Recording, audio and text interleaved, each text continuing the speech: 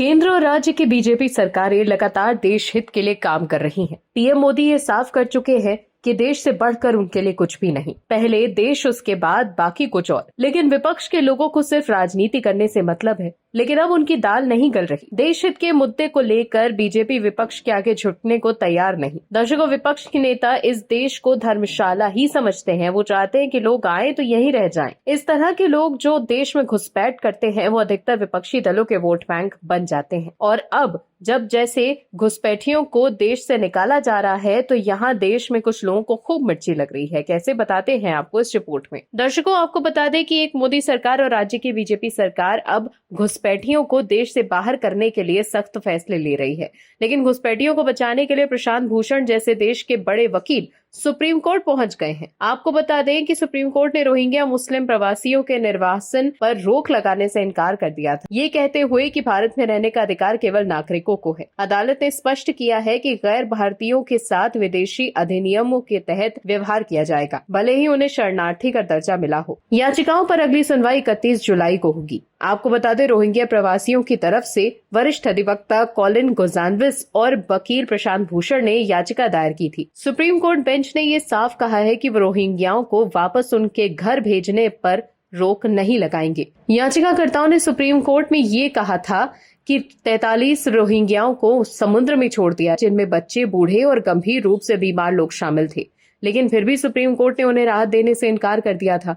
वहीं अब असम में अवैध बांग्लादेशियों पर एक्शन लिया जा रहा है। हेमंत बिस्वा शर्मा की सरकार ने उन लोगों की पहचान और वापसी की प्रक्रिया तेज कर दी है, जिन्हें विदेशी न्यायाधिकरणों ने अवैध विदेशी घोषित किया है। इसको लेकर भी कुछ लोग कोर्ट की शरण में पहुंचे थे। दरअसल सुप्रीम कोर्ट में एक याचिका दाखिल की गई थी, जिसमें आरोप लगाया गया था कि असम सरकार ने विदेशी होने के संदेह में लोगों को बिना कानूनी प्रक्रिया के पूरी तरह से जबरन तरीके से हिरासत में लिया और सीमा पार भेजना शुरू कर दिया है।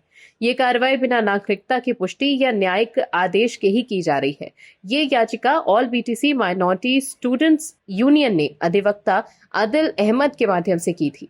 इस याचिका में 4 फरवरी को सुप्रीम कोर्ट की तरफ से दिए गए आदेश का हवाला दिया गया था, जिसमें कोर्ट ने असम सरकार को 63 घोषित विदेशियों को 2 हफ्तों के भीतर उनके देश वापस भेजने के लिए कहा था, जिनकी नागरिकता पहले से तय थी। लेकिन याचिकाकर्ताओं का कहना है कि इस आदेश का गलत इस्तेमाल करते हुए असम सरकार ने अब एक व्यापक और अंधाधुंध अभियान शुरू कर दिया है, जिसमें उन लोगों को भी पकड़कर सीमा पार भेजा जा रहा है जिनकी नागरिकता की जांच नहीं हुई है, न ही उनके पास अपनी बात रखने का अवसर है। याचिका में यह भी कहा गया है कि असम के सीमावर्ती जिले जैसे कि धुबरी, दक्षिण सालामारा और गोलपाड़ा में ये जबरन सीमा पार भेजने की नीति सबसे ज्यादा लागू की जा रही है, जिससे गरीब और हाशिए पर खड़े भारतीय नागरिकों को सबसे ज्यादा नुकसान हो रहा है। इसमें वो लोग शामिल हैं जिन्हें या तो बिना सुनवाई के विदेशी घोषित कर दिया गया है या फिर जिनके पास कानूनी मदद नहीं है।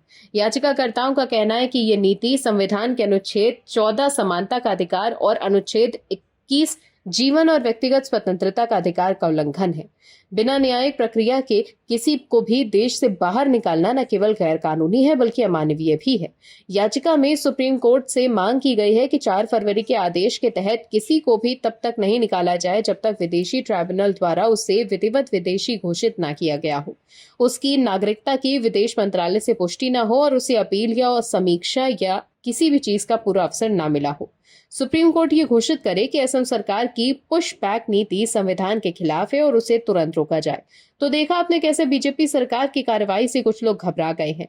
आप दर्शक अगर चाहते हैं कि घुसपैठियों को देश से बाहर निकाला जाए तो कमेंट सेक्शन में यस जरूर लिखिएगा। आप दर्शकों से विनम्र निवेदन है कि चैनल को सब्सक्राइब जरूर करें